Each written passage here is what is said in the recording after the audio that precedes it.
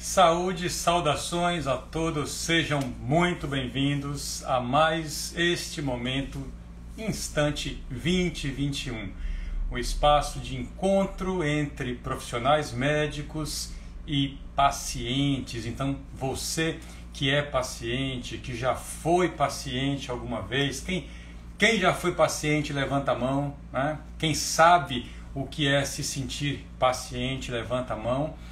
Mas especialmente você que é médico, seja especialmente bem-vindo nesse momento. Eu já vou abrir espaço aqui para a nossa convidada de hoje, ela que super pontual, já está chegando aqui, a doutora Fernanda Marquezini, conectando para entrar.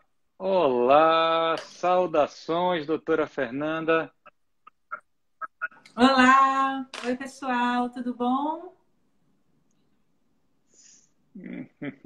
Seja muito bem-vinda ao espaço Instante 2021, um momento que acontece no presente, mas com olhos para o futuro, como tem que ser sempre, não é isso, Fê?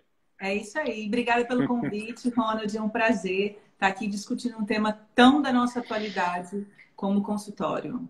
Pois é, eu estava explicando, assim que você estava entrando aqui na sala, sobre a natureza desse espaço aqui. A gente gosta de entender o Instante 2021 como um ambiente onde médicos e pacientes se encontram sob o mesmo ponto de vista, porque afinal é assim que tem que ser, né? Claro. Eu perguntava, quando você estava acabando de entrar, assim, quem que nunca foi paciente, né? Quem já foi aqui? Levanta a mão. Então, assim, quem nunca foi um acompanhante de um paciente numa situação de fragilidade relacionada à saúde, que entende muito bem as dores, os desejos e as dúvidas de um paciente. Então, o Instante 2021 foi criado com esse objetivo, de que a gente se encontre. Então, pacientes são bem-vindos, mas especialmente nós médicos, os colegas médicos, são, se é que eu posso dizer, ainda mais bem-vindos, porque falaremos aqui sobre aspectos da nossa profissão, do nosso exercício no dia a dia. Não aspectos técnicos, científicos, mas aspectos que envolvem o nosso ambiente, envolvem as sensações ou envolvem a essência do ser médico. E esse assunto de hoje é absolutamente importante. Eu confesso que eu fiquei ansioso para chegar logo esse dia, porque Eu também.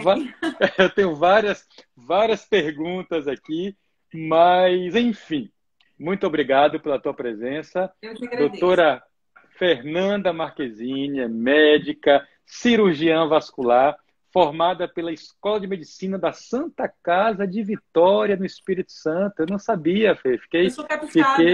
Ah, que legal, que legal. Eu não sabia, uma terra maravilhosa, vários amigos queridos de Vitória, né? Então, que legal.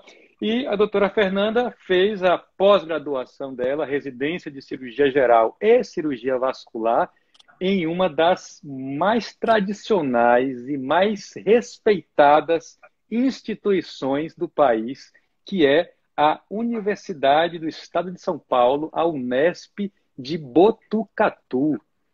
Nossa, Inclusive foi destaque na revista da nossa sociedade esse mês. Não sei se eu você vi, 45 sim. anos de existência. Isso, dê os parabéns lá para nossos amigos, né? Grandes amigos naquela universidade.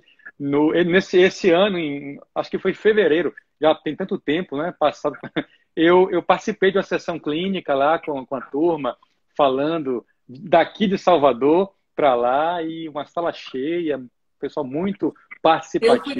Eu fui a última turma que ainda pegou o professor Maffei. Olha, quanta história certamente Pois é. você tem para nos contar. Mas muito bem, Fê, o tema de hoje é esse que Gabi já fixou aí, já comentou, que na verdade é o nosso consultório médico, um ambiente de trabalho. E aqui eu quero deixar claro para todo mundo que está aqui chegando para acompanhar a gente, que vamos chamar de consultório, mas não estamos nos referindo especificamente a um consultório particular, um consultório próprio. Entendam consultório como o ambiente que envolve o nosso trabalho. E me refiro ao trabalho, à consulta, ou tudo que nós fazemos neste ambiente tradicionalmente conhecido como consultório médico. O que acontece é que muita coisa tem sido feita cada vez mais, não é isso, Fernanda? A gente vai falar um pouquinho sobre isso. Cada vez mais o consultório ele não se restringe à consulta, nem ao exame, nem àquele contato clínico, né? Mas, enfim, vamos por partes. O que eu queria começar te perguntando, óbvio que você está aqui não só pela sua história como especialista, pela sua proatividade como uma formadora de opinião em nossa especialidade na Bahia e no Brasil, mas porque você se destaca como uma pessoa que já vem há algum tempo atenta ao desenvolvimento desse ambiente que é o consultório. Então, uma pergunta bem pontual, né? Há quanto tempo você despertou para isso, assim, que você investe não só o seu tempo, mas também recursos em estruturar esse teu ambiente de trabalho? Quando é que começou essa história para você, que é tão jovem ainda, né? Mas já tem essa referência nessa área que muita gente já segue? Na verdade, eu comecei a trabalhar em consultório, no começo, claro que não era meu, desde 2008. E no ano que eu me mudei para cá, eu já trabalhava no consultório em São Paulo, depois eu vim trabalhar aqui em Salvador, continuei trabalhando no consultório e há mais ou menos 7 anos eu abri junto com um colega meu próprio consultório. E 4 anos atrás eu abri um outro consultório por uma questão de logística de público. E quando eu abri meu consultório, a minha maior preocupação na época era a criação da minha reputação, né? Do meu nome, para gerar uma clientela, porque naquele momento é o que era o nosso portfólio, né? Seu nome, seus clientes eram que iriam te trazer mais clientes, mais pacientes. Hoje as coisas mudaram bastante, né? Hoje a gente tem rede social, hoje seu portfólio é muito mais aberto, mais amplo para se mostrar. Mas eu já estou aí já há mais de 10 anos tendo meu consultório, dedicando recurso. Isso é uma coisa que, hoje em dia, é uma coisa que me preocupa muito, Ronald. Inclusive, eu achei sensacional esse seu comentário do começo, porque a gente vê os jovens saindo da residência com uma preocupação muito grande de se mobilizar financeiramente e formar um arsenal tecnológico, sendo que o mais importante é a sua formação, né? A sua qualificação técnica. Isso é o nosso commodity, é o básico, como se fosse a nossa grande obrigação, né? Então, a gente tem que ter muito cuidado para não pular os passos, né? Para a gente seguir os degraus que devem ser seguidos para você alcançar um resultado. Então, realmente, seu consultório é onde você trabalha, não precisa ser seu, precisa ser um lugar onde você exerce o seu trabalho com excelência. Então, eu já estou nesse aí há mais de 10 anos. Olha. Começou com 20 anos, eu acho, então. Ai, quem dera. Quase isso, foi perto. Querida, perceba, olha, quase, né? Olha que interessante. Você já trouxe aí, talvez, É difícil falar sobre um assunto tão importante como esse e a gente reservar o melhor para o final, né? A gente fica querendo, assim, o centro da questão. Ele sempre vem, e que bom, aqui é um ambiente descontraído, nós temos tempo, né? Apesar de que passa aqui rapidinho, mas eu acho que a principal mensagem, e você lembrou muito bem, nós vemos jovens médicos que entendem que um consultório é o consultório particular, próprio, super, hiper equipado, e que é só assim que você pode começar. E, na verdade, a provocação intencional que nós queremos trazer aqui é que o consultório, ele é uma atmosfera, ele é um ambiente que você começa a criar mesmo antes que ele exista fisicamente. Perfeito. Você falou aí que você começou até num consultório que não era seu, e eu iria até além. eu acho que um consultório, ele começa desde a faculdade, ele começa desde exatamente, desde a residência, quando a gente vai investindo nesse modo muito pessoal e muito empático de atender. E é interessante que eu estava falando hoje isso com os residentes aqui do nosso HC, no ambulatório, hoje à tarde, que a formação do médico ela é institucional, obviamente. Né? A gente vai para uma faculdade de medicina, como você foi lá em Vitória, depois nós vamos para uma outra instituição, que é o hospital, onde tem a residência médica. Então, nós somos treinados, nós aprendemos dentro ou abraçados por uma instituição.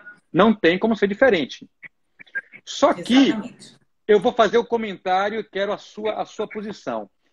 Esse hábito de estar inserido em uma instituição acaba gerando uma sensação de que, mesmo depois de completada, de findada a sua residência, você precisa obrigatoriamente estar inserido em uma instituição, seja ela um hospital, seja ela um plano de saúde, seja ela um emprego qualquer, e você simplesmente não consegue, ou acha que não é possível migrar para essa autonomia de um consultório seu, que se ele acontecer num prazo de 5 anos, já está bom demais. Se for em 10, tá bom também. Mas para ele acontecer, tem que haver essa mentalidade de dizer assim, não, eu almejo trabalhar em um ambiente em que eu dou o tom, eu posso fazer tudo que eu quero fazer, que eu posso fazer, do jeito que eu posso fazer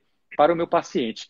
Você acha que essa coisa da faculdade, do hospital, dificulta muito os jovens médicos tomar essa decisão que você tomou, de dizer, não, eu quero ter o meu consultório próprio? Eu acho que envolve algumas questões aí. Primeiro, porque eu acho que quando a gente fala de consultório particular, de você abrir seu negócio, precisa ter uma personalidade para isso. E eu, particularmente, respeito muito a diversidade. Do mesmo jeito que eu tenho perfil e personalidade para ter meu consultório, para gerir meu consultório e meu negócio, tem gente que é muito feliz gerindo, trabalhando no ambulatório. E a gente precisa de todas as pessoas, precisam de médicos diferentes, para públicos diferentes, para necessidades diferentes. Então, eu não acho que tem que ser todo mundo, o segredo do sucesso é você comprar seu imóvel, construir seu consultório. Eu não acho que esse é o segredo do seu sucesso de forma alguma. Eu acho que o primeiro segredo é você realmente reconhecer o que você quer, qual é o seu perfil e quais são as suas aptidões. Segundo, é que eu acho que vem também quando a gente está num serviço público, quando a gente está num serviço onde você tem pessoas para se consultar, para checar, existe sim um conforto, um acolhimento muito grande, e uma necessidade de continuar a sua formação. Então, é muito difícil você se desvencilhar de uma vez disso, né? É muito difícil. E a gente continua mantendo os vínculos, os elos, até porque, ainda mais aqui, por exemplo, os seus residentes que moram aqui, vão continuar aqui, eles trilham um caminho, né? Eles vão crescer dentro de um serviço com aquelas pessoas. Eu fui embora de onde eu estava. Foi um pouco diferente para mim. Mas as pessoas criam vínculos, né? Criam caminhos que vão se continuar. Então, eu acho que tem essas duas questões. Realmente, os hospitais universitários, os serviços de residência, eles acabam segurando, né, pelo conforto que causam. E também tem essa questão de personalidade, que eu acho que eu vejo muitas pessoas dizendo que eu quero ter meu consultório particular, mas não tem condições de sustentar a sua própria marca. E eu acho que isso é uma questão até de autoconhecimento. De saber, olha, eu posso fazer isso vai me fazer feliz, eu tenho condições de arcar com isso, ou não, meu caminho é outro. Então, eu acho que a gente precisa realmente definir essas duas coisas. Que legal. E interessante que você tem essa visão e eu percebo que mais nesse ponto eu acertei no convite para você aqui, porque é exatamente essa clareza que nós temos que ter. Existem diversos ambientes de trabalho, existem diversos tipos de pacientes, situações, desde uma urgência até casos eletivos, níveis de complexidade diferente. Então, existem perfis de médico, né? Nós médicos somos pessoas diferentes. E você falou muito bem. Tem pessoas que estão muito, muito felizes, e que bom que estão, exercendo o seu ofício médico nos plantões, nos serviços, nos empregos, né? Tudo isso é absolutamente desejável. O ponto que a gente quer, obviamente, trazer aqui, quando colocamos o tema consultório, é justamente para aquelas pessoas que eventualmente se sentem limitadas pelas regras daquele ambiente onde trabalham. Porque, naturalmente, quando você está numa instituição que é muito maior que você, ou que envolve dezenas ou centenas de profissionais, ali existem regras.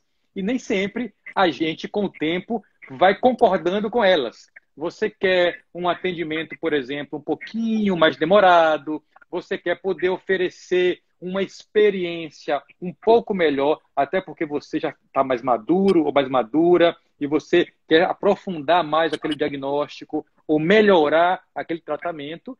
E nos grandes ambientes, às vezes, você tem que seguir algumas regras que começam a te incomodar. E se te incomodam, o caminho é você migrar Foi o meu progressivamente caso. para um ambiente que tenha mais a sua cara. Aí vem a outra pergunta para você.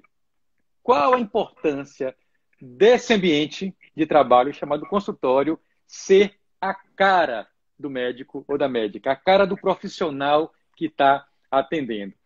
A importância, assim, a importância para o médico e a importância para o paciente. Como é que você vê essa questão?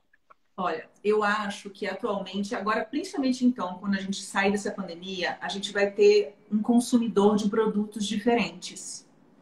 E as pessoas estão realmente em busca de experiências. Então, a gente tem um paciente hoje que, com todo medo, mesmo antes da pandemia, com a questão de tempo e da vida moderna, ele busca um consultório onde ele tem acolhimento e resolutividade. E quando você está no seu consultório, você determina o tempo da consulta, você determina que procedimentos serão feitos, você determina que tipo de paciente se encaixa em cada tratamento que você quer propor. Então, assim, a sua autonomia favorece o tipo de experiência que seu paciente vai ter. E o paciente precisa disso. Os estudos de marketing, eu acho tão interessante isso, os estudos de marketing mostram que o paciente não consegue perceber valor simplesmente na nossa formação técnica, no que a gente sabe de técnico. Então, pode ser lá que eu tenho 18 diplomas na minha parede, e o Dr. Ronald tenha 2, e passa um valor imensamente maior para aquele paciente do que eu. Então, a gente precisa realmente oferecer experiências para esse paciente que está na nossa frente. Porque ele não é capaz, por si só, de ver o valor técnico. Olha, eu sei fazer isso. Está muito aquém do que ele quer perceber naquele momento. Porque tudo é emoção. Então, quando você transmite uma experiência para o seu paciente de que você vai acolher aquele problema dele, que está incomodando, que levou ele a uma consulta, seja qual for, seja dor ou seja estética, essa questão, e você está propondo uma resolutividade para aquilo, é uma experiência que ele consegue perceber um valor muito grande naquilo. E é a partir daí que seu consultório começa a dar certo. Então, a autonomia que a gente cria num consultório faz toda a diferença. E ter a sua cara, ter o seu jeito, vai poder direcionar que tipo de cliente você vai ter. Porque público-alvo é o segredo do seu negócio, é o segredo do seu consultório. Porque os pacientes que vão te procurar, e hoje eu percebo muito isso, eles têm alguma coisa em comum comigo. Meus pacientes, eles têm alguma coisa em comum comigo. Ainda mais hoje com a questão de rede social, por mais que os pacientes venham para você, olha, o Dr. Ronald é muito bom, eu vá nele e a pessoa vá, mas antes de ir para você, já dá uma olhadinha em alguma coisa e fala, eu tenho a ver com esse profissional, acho que eu vou gostar dele. Então, o seu consultório ter seu jeitinho é o que vai você fazer ter uma empatia grande com o seu cliente, vai fazer ele ficar no seu ambiente. Você falou aí da dor ou estética. Lembrar que estética é um tipo de dor também. Sim, claro. E Né? profunda e grande, né? Exatamente, A gente tem que exatamente. menosprezar isso, mas não pode ser. Isso que merece toda a atenção, como qualquer dor, qualquer tipo de dor. Mas então, Fê, aí você fala da nossa cara, do nosso jeito, desse relacionamento E que por mais que nós possamos, nesse ambiente de trabalho, que é o nosso consultório, definir o tempo que a gente quer para aquela consulta, para aquele primeiro encontro profissional, se é meia hora, se é 40 minutos, se é uma hora, mesmo assim, esse tempo ele é muito curto para que toda essa apresentação ela se faça.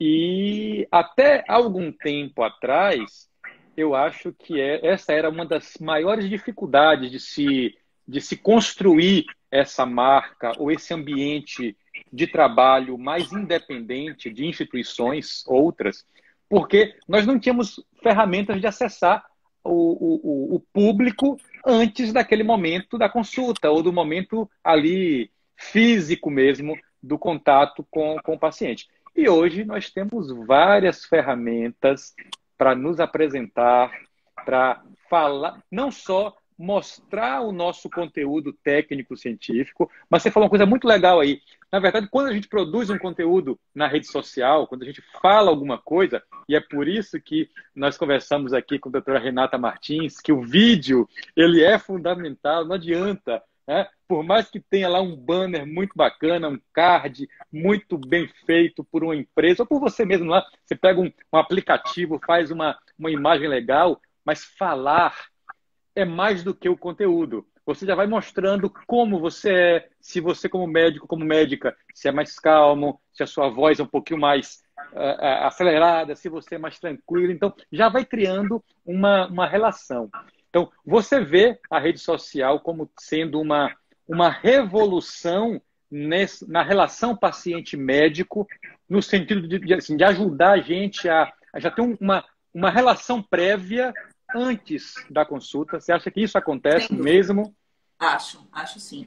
Acho que quanto mais você se engaja, mais o seu cliente vai se engajar com você. A rede social é uma vitrine.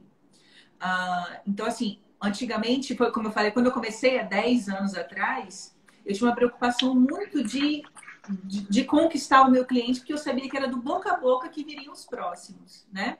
Hoje, eu ainda, eu faço minha estatística no meu consultório, eu ainda, o grande público que eu tenho, mais de 50%, vem do boca a boca. Mas se você for conversar com essas pessoas, quem te indicou? Eu sou amiga da sua paciente tal, mas eu também vi seu Instagram, adorei aquilo que você falou, doutora. Eu gostei, você tem 3 filhos, seus filhos são tão bonitinhos. Então, assim, eles vão te checar. As pessoas vão checar. Deixa eu ver quem é, deixa eu ver o consultório dela, se eu vou gostar, onde é que ela atende, né? E aí eles começam, e aí a gente tem várias mensagens de subconsciente que vão fazer aquela pessoa ter empatia por você ou não, né? A gente vai ficar falando isso aqui até amanhã, não vamos entrar nesse mérito, mas existem várias mensagens que a gente passa, e o paciente é isso, vai filtrando, vai caindo num filtro que vai ser seu público-alvo ou não. Então, eu acho, sim, que antes do paciente chegar até você, ele já tem várias informações a seu respeito hoje. Aliás, muitas. Pois é. E por que, doutora Fernanda, você acha quais são os principais motivos que muitos colegas ainda têm uma resistência com essa presença digital, com essa, não só presença, porque mais do que estar presente, você ali realmente, né? Porque acontece muito, e já é um avanço de o colega abrir um perfil e contratar uma empresa, nenhum problema quanto a isso, né? Para gerir ali, ele passa as informações, ele gerencia o texto da legenda, ele dá ali, faz aquela revisada, ou mesmo ele mesmo redige, mas fica aquela postagem, digamos assim, muito, muito impessoal, né? E por que você acha que muitos de nós ainda temos essa resistência de botar a cara aqui nessa telinha e falar mesmo, olhar e dizer quem somos? Ronald, eu vou ser muito sincera, porque não é fácil. Porque para muitos de nós, a gente foi criado para ser científico, para ser exato. Olha, eu me formei, eu tenho título de especialista, eu sou bom nisso, aquilo, como se isso bastasse. De repente, em muito pouco tempo, olha, a gente está falando de menos de 5 anos para cá, você criou-se aqueles classificados que a gente, quando eu era pequena, eu via no jornal. Agora o classificado é ao vivo, né?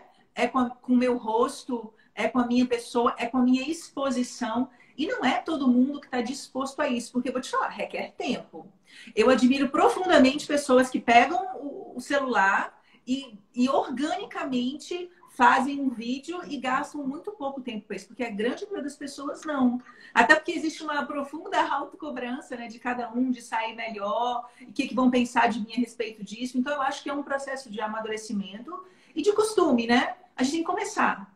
E a grande crítica que eu faço, não é uma crítica, é um fica-dica, vamos dizer assim, é que a gente tem que equilibrar muito o ser com o parecer.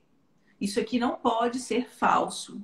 Ninguém vai conseguir sustentar um personagem em rede social e ser outro fora. Vai cansar e as pessoas vão perceber. E é isso, a experiência de realidade e de verdade é que conta, né? Então, acho que é por isso que para muitas pessoas é muito difícil. Eu confesso que para mim ainda é muito difícil, sabe? Eu estou me empenhando muito, mas não é uma coisa orgânica como para você, por exemplo.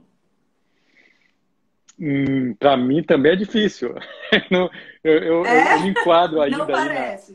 sim, Muito sim, sim. bem. Mas como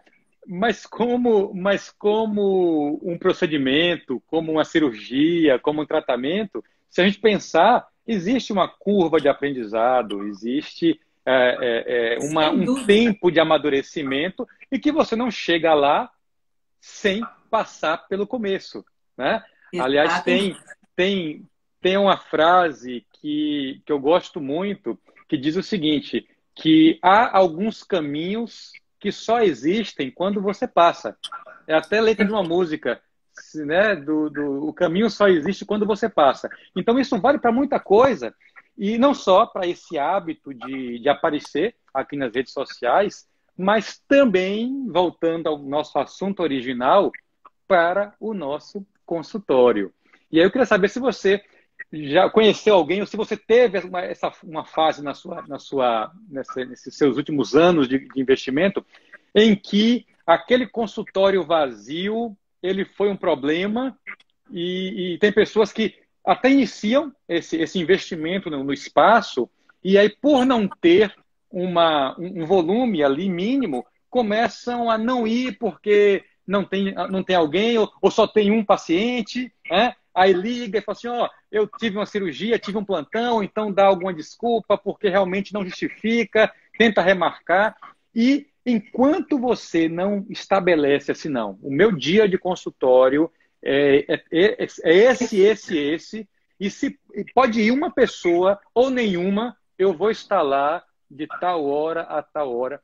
Você conhece alguém que comete esse erro, ou que já cometeu, e acaba isso sendo a causa daquele consultório nunca vingar, porque a pessoa espera que ele aconteça para poder dedicar tempo. E, na verdade, a sequência é o contrário. Você precisa dedicar tempo para que ele aconteça. Eu brinco que, assim, no começo do consultório, você conhece todo mundo da agenda. Você olha assim, esse aqui é minha tia, esse aqui é o meu vizinho, né, que falou que ia vir, tá? Aí você tem que, né, uma pessoa, e todo mundo da agenda é uma pessoa, é duas pessoas, né?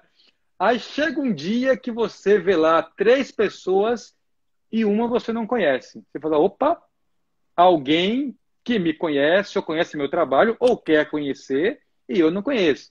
Só que isso tem um tempo de maturação, tem um tempo de maturidade que é grande. Você já viu alguém desistir nessa fase Várias.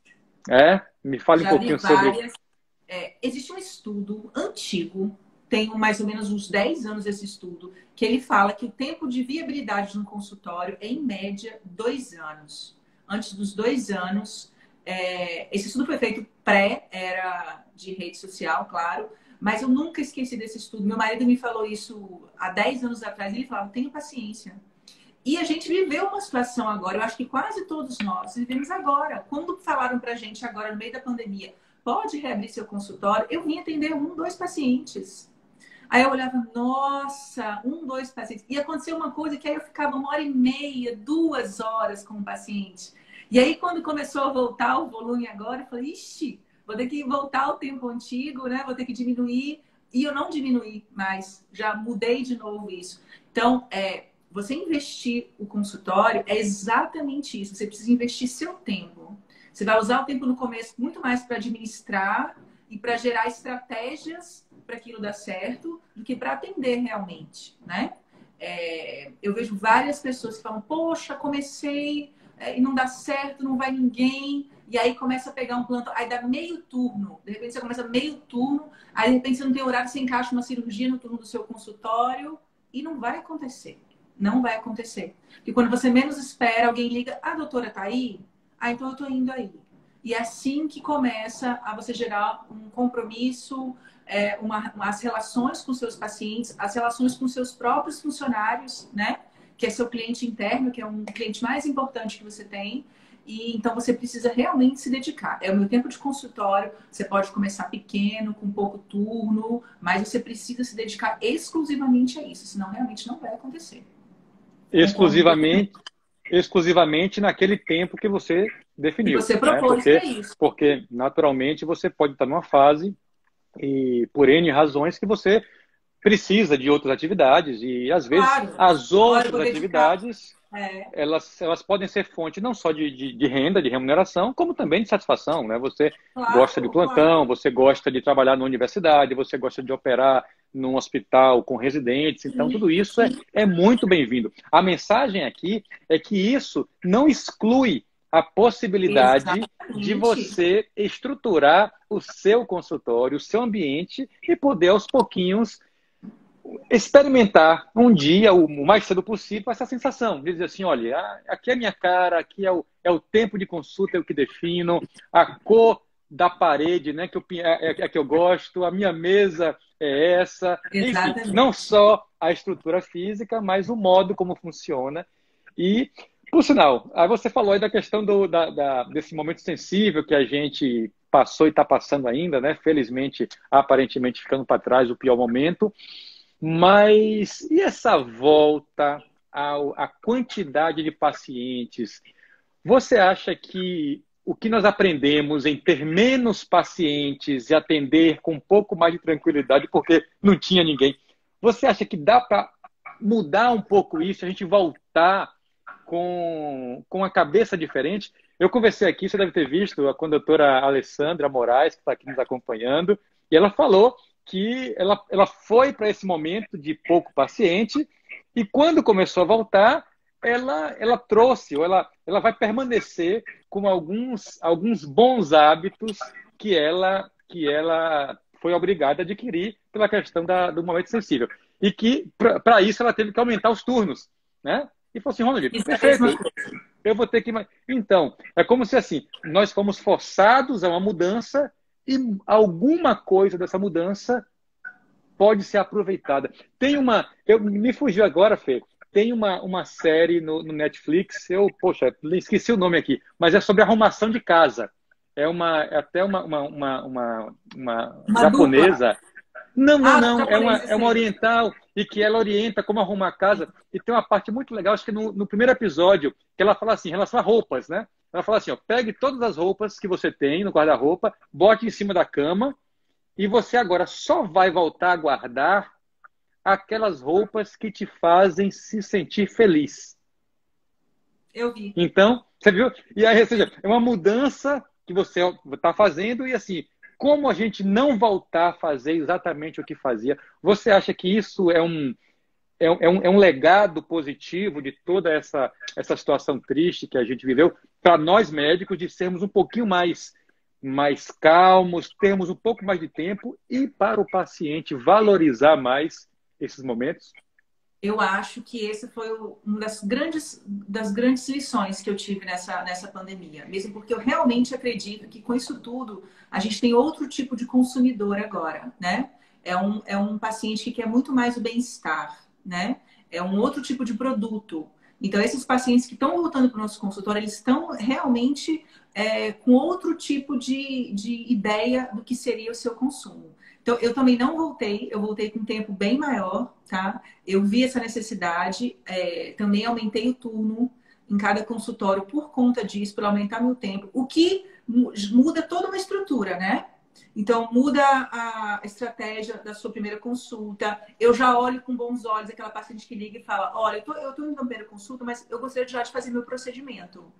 Então, eu já separo um tempo maior para ela, já tenho uma conversa prévia, já sei que vou fazer exame, já sei que a gente vai ter uma conversa sobre o tratamento e já sei que é uma possibilidade de a gente já começar o tratamento. Percebo que nisso entra também um papel muito importante do consultório, como com novos procedimentos, com uma resolutividade muito maior e a deshospitalização, né? Porque as pessoas estão com medo de ir para o hospital, as pessoas querem resolver muito mais coisas dentro do nosso consultório. E eu acho que isso é uma coisa muito bacana. Acho que isso é uma coisa boa que vai acontecer para a gente. Acho que a gente tem que estar preparado por isso, porque é uma tendência. Já era antes da pandemia, a pandemia veio acelerar essa deshospitalização. E eu trouxe esses hábitos agora da pós-pandemia. Eu estou achando uma delícia ter mais tempo, planejar com mais, né? Uma decisão em conjunto, compartilhar mais tudo isso com o meu paciente.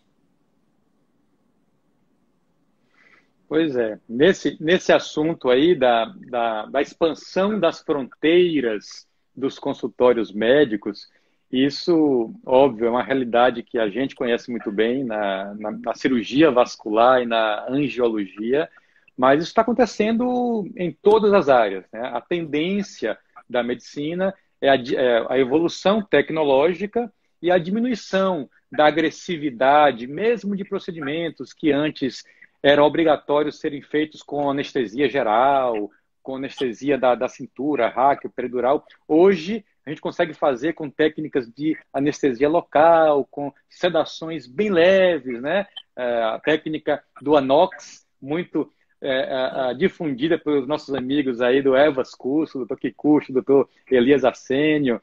E você, recentemente, eu soube, né, eu vi num perfil aqui do Instagram, que você realizou aí um tratamento de varizes, né, com safena, com anestesia local, com a técnica nova.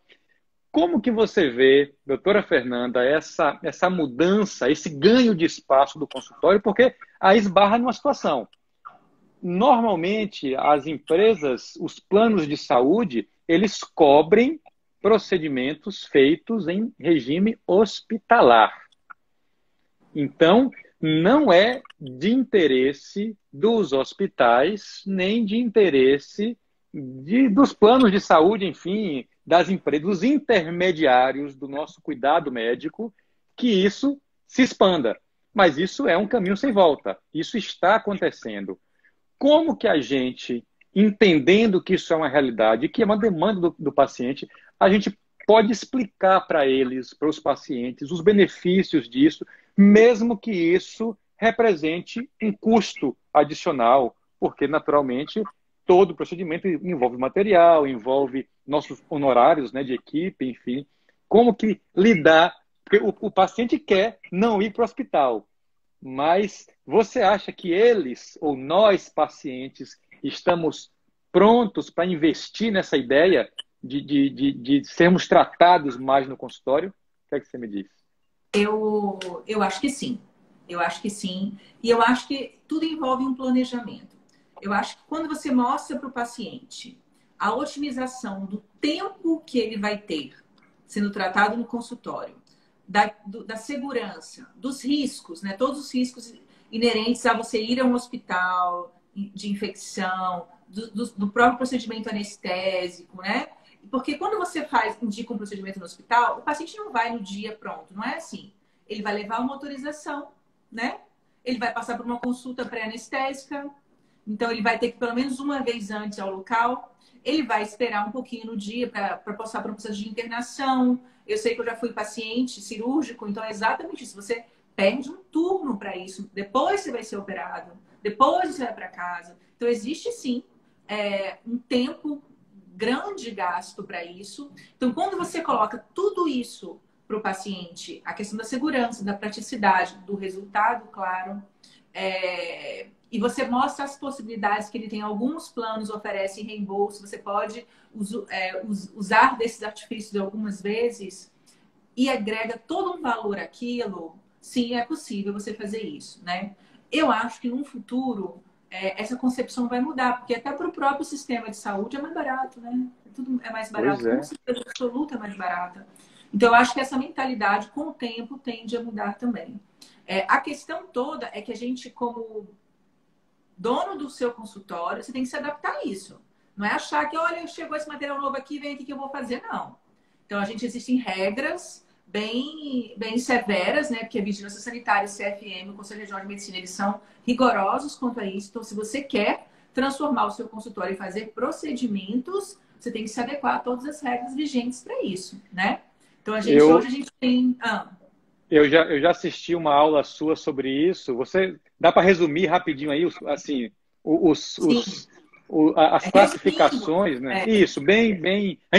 Iremos voltar a esse tema certamente em instantes 2021 futuros, mas assim, quais seriam essas definições, essas regulamentações de um consultório e para que tipo de procedimento ele pode se aplicar? A gente tem 4 tipos de consultórios, tá? O primeiro tipo de consultório é aquele consultório onde a gente não faz procedimento nenhum, só faz consulta. O consultório tipo 2 é aquele consultório que você faz procedimentos, mas não precisa de anestesia local nem de sedação. Então, no caso do angiologista do cirurgião vascular, você pode fazer escleroterapia com glicose e laser transdérmico. A gente tem o consultório tipo 3, que são realizados procedimentos com risco de anafilaxia, insuficiência cardiovascular ou insuficiência pulmonar, que no caso do cirurgião vascular e do angiologista, envolve escleroterapia com espuma, escleroterapia com glicose em associações, viu? Laser, endolaser e qualquer outra técnica de termoablação. Inclusive, o Flebogrife, que eu fiz com o Dr. Ronald Fidelli sexta-feira passada, não sei se você viu na rede social dele também. Isso envolve o consultório tipo 3 e o tipo 4 é aquele consultório que você vai necessariamente fazer anestesia com sedação leve ou não, tá? O consultório tipo 3, ele ainda envolve tipo A e tipo B. Tipo A é quando não tem sedação e tipo B é quando tem. E cada um desses tipos de consultório, existe uma lista de materiais que você tem que estar disponível para realizar. Então, quando você fala assim, eu vou fazer só uma espuminha, não é só uma espuminha. Você tem que estar de acordo com todas as regras, cumprir todo aquele arsenal de material que é necessário no seu consultório para realizar o procedimento, para estar seguro e dentro das normas para a realização dos procedimentos, tá? Então, assim, inclusive, vou dar uma dica aqui para todo mundo. Existe um capítulo do livro de fleboestética que foi escrito pelo Filipinho Kikuchi, que fala só sobre isso, tá? Eles colocam lá todos os materiais, todos os documentos que a gente precisa. Então, vale a pena para quem quer abrir seu consultório, está preocupado com isso, ler esse capítulo do livro. Legal. Tá? Que bom que vai ficar gravado aqui, porque muita gente vai voltar aqui depois para ver esse resumo aí sensacional que você fez e recorrer a mais detalhes. E em relação a investimento para tudo isso, Fê, porque a preocupação é essa, né? Tudo isso, para estar dentro de todas essas regras, tem que estar, isso não é opcional, você precisa investir. Mas, de novo, para que esse investimento ele tenha um retorno e seja viável para o médico e para poder oferecer tudo que tem de bom para o paciente, há que se ter uma estratégia de comunicação, uma construção de uma marca pessoal em torno... Porque o consultório é você, né? É a sua cara, é a sua marca, é o seu trabalho. E como que fica assim, o cuidado com todas as pessoas que não são você no seu consultório?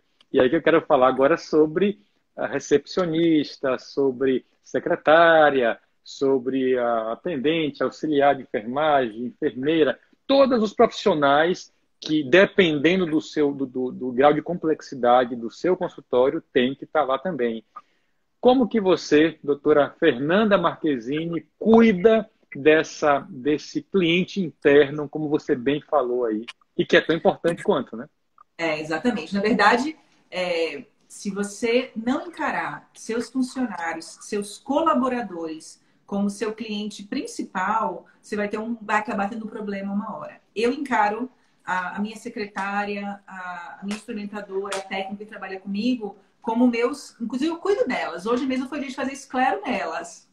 Eu cuido delas e encaro isso como meu cliente principal mesmo. Minha secretária tem participação nos lucros. Eu sempre estimulo ela, tá? Eu dou uma porcentagem.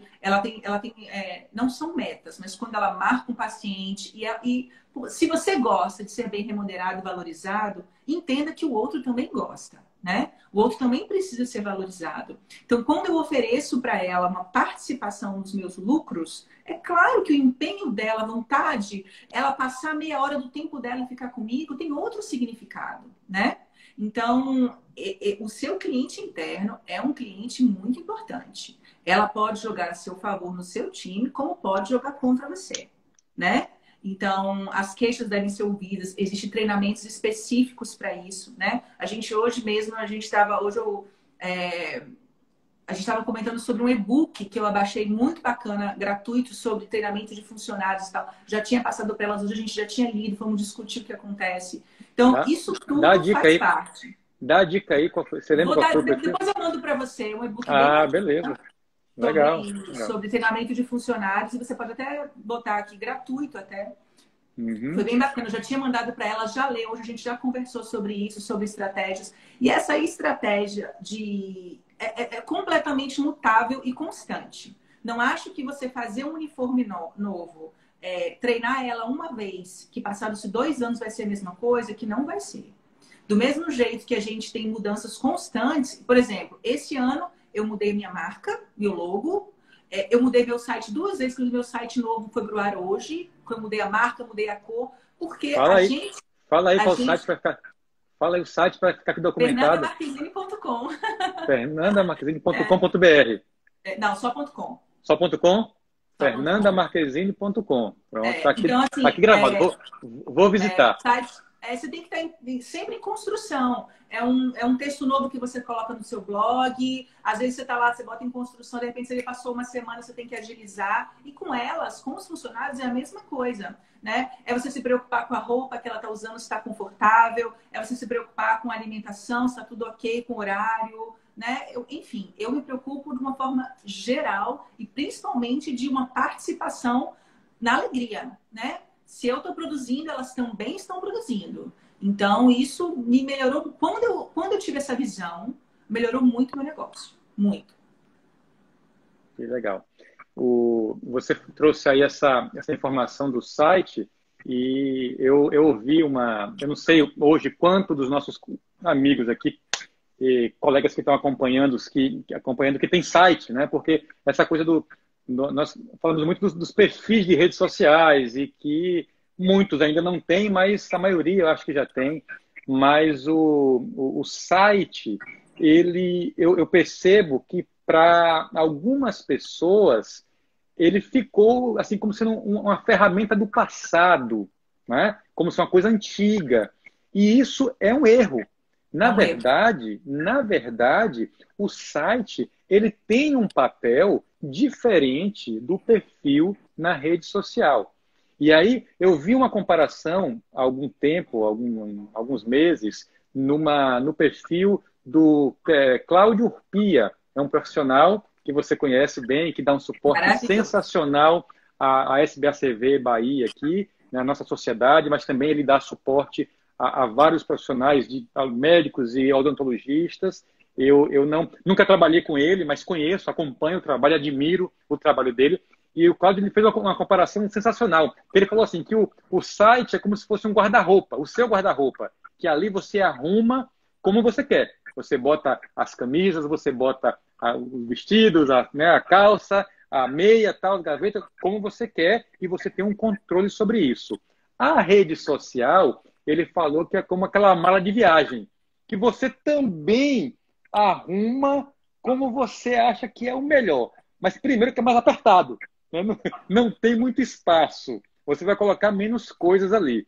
E segundo, aí que eu achei brilhante a comparação, que essa mala, assim como no aeroporto, alguém pode abrir e mexer nela, né? A rede social sua, de repente, se o Facebook mudar a regra do tamanho do vídeo, ou se derrubar alguma publicação, ou censurar, eles podem fazer porque o ambiente é deles. A rede social nossa não é nossa. Ela é do Facebook, que controla o Instagram e que controla o WhatsApp. Então, eu entendo que ter um site é fundamental. O site é seu guarda-roupa. E é ali que está a maior parte das informações que você precisa mostrar. O Não é legal site essa comparação? Eu lembro que me marcou muito essa analogia que o Cláudio fez. O site, ele gera uma autoridade que a rede social não gera. Então, no site você vai fazer descrições sobre o que você vai fazer, sobre você, etc. Você vai escrever textos maiores. Então, ele vai mostrar realmente quem é você e só você, né? Porque a rede social, você tá lá, ó, passando o dedinho, de repente você assiste um pouquinho e não assiste mais. O site, não. O site, ele realmente tem uma autoridade. O site, ele é a sua cara, sem nenhuma outra dessas interferências que você tá falando aí que acontece na rede social. E eu percebo que para o meu público-alvo, por exemplo, o site é um caminho. Eles passam pelo meu site. As mulheres que vão comigo, elas passam pelo site. Né? Lá, doutora, eu vi que você escreveu lá sobre isso. Ficou muito curto. Eu tenho um paciente que falou, doutora, aquele texto lá foi muito rapidinho, hein? Sabe? Então, não tá legal não, né? Muda lá. Não ficou melhor. Tanto que agora eu mudei muito o site para fazer um site realmente mais completo. Está em construção, né? Mas o meu tipo de público, realmente, o site é uma confirmação. Né? Então, eles vão lá ver os procedimentos que eu faço, se está de acordo com o que o resto das pesquisas do Dr. Google já deu várias informações. Então, é uma confirmação de autoridade naquilo mesmo. Então, eu acho muito importante. Acho que não tem nada de ultrapassado, ao contrário. Pois é. Muito bom. Não estava no nosso plano aqui, no roteiro, mas você trazer essa informação foi muito legal, porque nós lembramos disso e incentivamos muito, sim, que os colegas, em prol de melhorar a comunicação, de reforçar a autoridade pessoal que vai repercutir positivamente no consultório, que tenham, sim, além dos perfis, né, das redes sociais, que tenham um site. E tem uma outra informação que nem todo mundo sabe, mas assim, existem ferramentas hoje em que a gente consegue medir e ter um diagnóstico do trânsito pelo site, né? Qual foi o vídeo que foi mais visto, né? Na rede social também, mas é impressionante quando você vai descobrindo isso, você consegue saber quantas pessoas viram 25% do seu vídeo, quantas viram 50% e quantas viram... Então, é uma métrica, é um grau de diagnóstico que é assustador e, ao mesmo tempo, deslumbrante, né? Você consegue dizer assim, não, esse vídeo aqui não está legal, esse vídeo aqui, metade das pessoas não estão chegando nem no meio dele, então, ou não ficou bom, ou o assunto não é interessante. Então, você consegue ter essa avaliação de uma maneira muito precisa. Como não era assim em revistas físicas, né? Em outdoors, que ainda gente investe, nada contra também, mas assim, o mundo digital, ele consegue ser muito eficaz e muito específico, né? Você consegue mostrar o teu conteúdo para quem você quiser e, obviamente, se a pessoa continuará vendo ou não, é uma decisão dela, ela pode simplesmente deixar de seguir. Uma coisa muito importante que eu vejo que o site também, a rede social, mas o site te dá com muita mais precisão, é sobre o seu local de trabalho. E as pessoas estão muito interessadas na questão física do seu consultório. Deixa eu saber onde é o consultório dela, saber se tem estacionamento, que horas eu tenho que sair de casa, deixa eu ver se é bonitinho, deixa eu ver se tem um café. Então, as pessoas vão atrás, sim, de informações do seu espaço físico no seu site. Se tem uma lojinha perto, né? Se tem alguma coisa que... Eu tenho que fazer tal coisa e já aproveito na ida ou na volta e já faço, né? Então, é uma ferramenta importante, sim. Fê, estamos caminhando para o final, como eu te falei, passa muito rápido. Eu só queria... Pois é. Eu só queria não deixar de te perguntar aqui um assunto que estava aqui na previsto, e você, mais uma vez, corajosamente citou aí a questão da participação no lucro da clínica, que você integra a sua equipe quanto a isso. E é muito bacana que você... Eu também faço isso já há algum tempo. Eu acho que é mais do que justo. Os resultados são sensacionais, porque tratar bem, tratar com respeito, enfim, cumprir com as obrigações trabalhistas de empregador, isso é nossa obrigação, é básico. Mas você poder oferecer esse estímulo tem efeitos sensacionais e também recomendo fortemente. Mas a pergunta é, em relação à contabilidade, esse assunto espinhoso que tanto assusta a gente, né? Nós médicos das ciências biológicas, você se aproxima dela, você tem alguém que cuida disso para você, você procura entender um pouco sobre isso, como é a relação da Ronald, doutora Fernanda com os números, com os relatórios contábeis do seu consultório. inclusive, eu vi que entrou aí meu guru financeiro, doutor Ah, é? Quem Eduardo, é? Fala o nome aí, quem é? doutor Eduardo Abreu, que dá da Ah, consultoria, que dá o curso de finanças. Eu sou muito próxima dos números. Qualquer consultório exige um planejamento e pé no chão, né? Me preocupa, como a gente falou no começo, me preocupa muito as pessoas. Eu acho que tem que sonhar e tem que sonhar muito alto mesmo. Mas em que momento você vai aplicar esse seu sonho? Acho que tem os seus pezinhos no chão, porque a gente tem obrigações na nossa vida, né? Todo mundo tem família. Então, assim, eu acho que o pezinho tem que ser no chão. Então, a gente tem, todo mundo que tem uma empresa tem que ter um contador, claro, mas eu dedico turno para a gerência do meu consultório, né? Eu tenho sócio, né? Então, a gente tem reuniões para isso, a gente tem divisões de funções, mas as contas mesmo de pagar e de sei lá, eu que faço.